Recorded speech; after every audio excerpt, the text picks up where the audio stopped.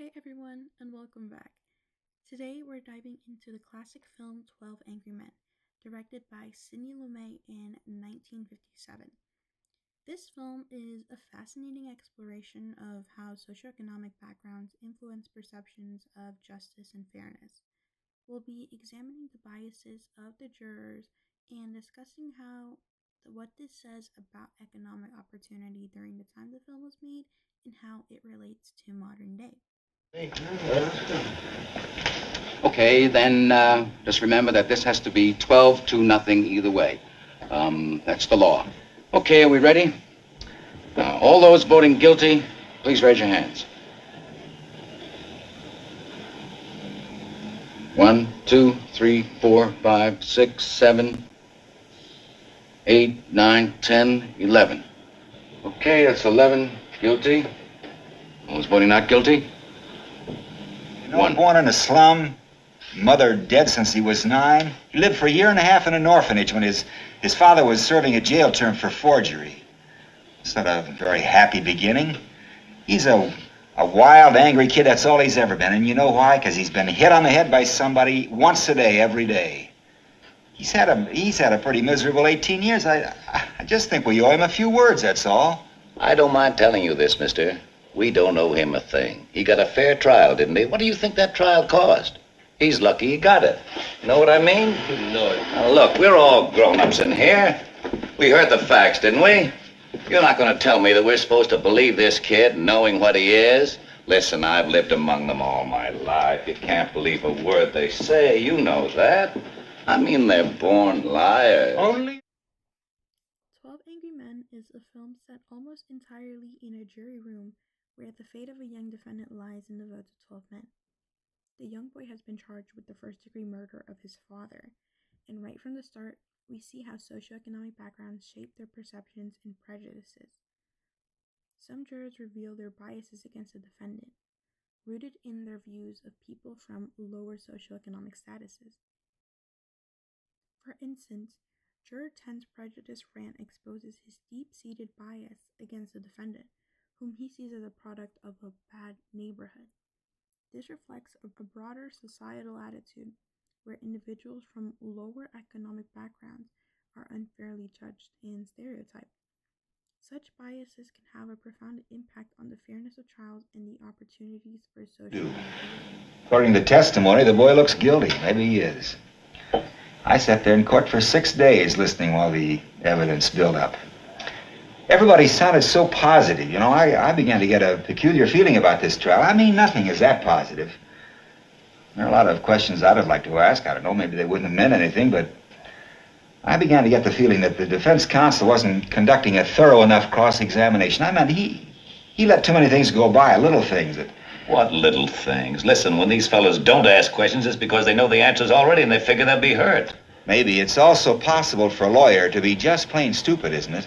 I mean, it's possible. you sound like you met my brother-in-law once. I kept putting myself in the kid's place. I'd have asked for another lawyer, I think. I mean, if I was on trial for my life, I'd want my lawyer to tear the prosecution witnesses to shreds, or at least try to. Look, there was one alleged eyewitness to this killing. Someone else claims he heard the killing, saw the boy run out afterwards, and there was a lot of circumstantial evidence. But actually, those two witnesses were the entire case for the prosecution. Supposing they're wrong. What do you mean, supposing they're wrong? What's the point of having witnesses at all? Could they be wrong? What are you trying to say? Those people sat on the stand under oath. They're only people. People make mistakes. Could they be wrong? Juror 8 stands out as a voice of reason, challenging others to confront their biases. He insists on examining the evidence impartially, highlighting the importance of fairness and justice, regardless of the economic background.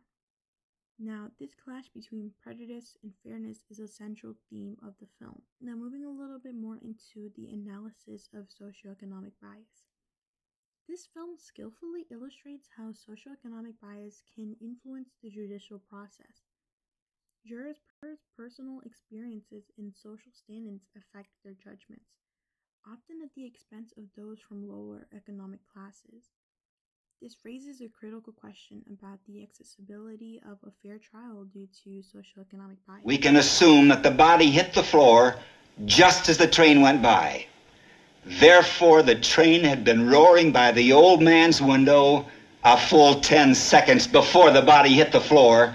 The old man, according to his own testimony, "I'm going to kill you," body hitting the floor a split second later, would have had to hear the boy make this statement with the yell roaring past his nose. It's not possible he could have heard it. That's idiotic, of course he heard it. Do you think he could have heard it? He said he yelled at the top of his voice. That's good enough for me. Even if he heard something, he still couldn't have identified the voice with the yell roaring by? You're talking about a matter of seconds. Nobody can be that accurate. Well, I think testimony that could put a boy into the electric chair should be that accurate.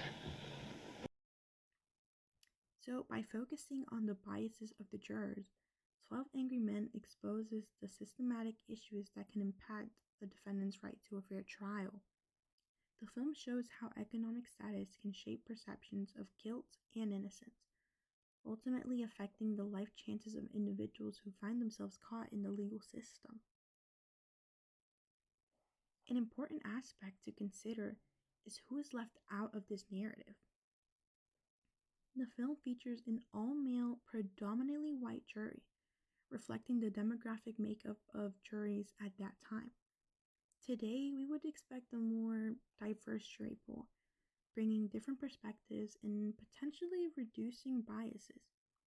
However, it is crucial to recognize that even now, biases based on economic status and race still unfortunately exist in the justice system.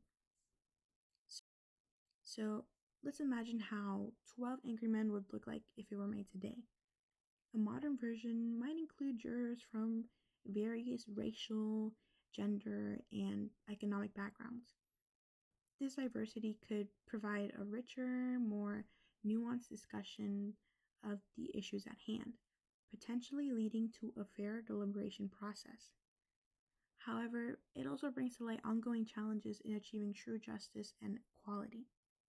It's a little upsetting how 12 Angry Men remains relevant today because it highlights enduring issues with our judicial system. Economic status continues to influence perceptions of justice, with individuals from lower socioeconomic backgrounds still facing significant obstacles. This film prompts us to reflect on our progress, and the work still needs to ensure fairness and equity in the legal system even after almost 50 or 60 years. In today's context, it's crucial to address these biases and work towards a more just and equitable system. By understanding the influence of socioeconomic backgrounds on perceptions of justice, we can advocate for reforms that promote fairness and inclusiveness. So as we reflect on the themes of socioeconomic mobility and justice in 12 Angry Men, let's continue to challenge our own biases and strive for a judicial system that truly upholds the principles of fairness and equality. So thank you for joining me in this analysis, and remember to like, subscribe, and share your thoughts in the comments below.